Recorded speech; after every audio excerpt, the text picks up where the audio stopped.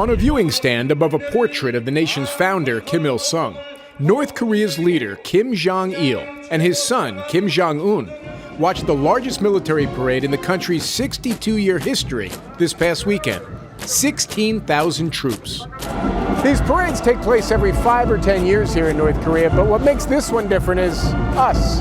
The North Korean government has invited the Western media in, not only to see the country flex its military muscle, but to send an important symbolic message about its future.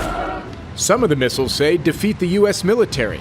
It's a carefully choreographed rollout of Kim Jong-un, who's been tapped to take over when his 68-year-old father eventually steps down or dies. He's looking frail after a suspected stroke 2 years ago. Kim Jong-un is thought to be in his late 20s, educated in Switzerland, a huge fan of American professional basketball. But he is virtually unknown even to the people here. He had never even been named by the official state media until last week. But the North Koreans we spoke with, always in the presence of our government minder, were approving. Will he make a good leader? No question, said Ri Young Kwang, a 35-year-old photographer. I believe in him.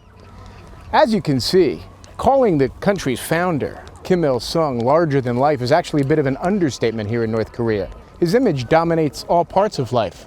This is a bride and groom recently married coming to pay their respects. The question is, will the people of North Korea one day be building a statue of his grandson?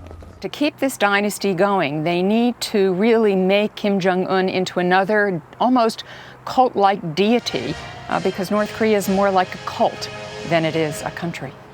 But it's difficult, if not impossible, to know what the average North Korean thinks of the regime in a country with wrenching poverty.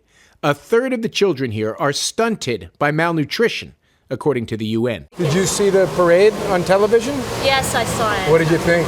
Well, it's wonderful, isn't it? Jang So-hyung, our guide at a flower show in Pyongyang, was quite chatty until we asked her about the heir apparent. What did you think when you saw Kim Jong-un on television?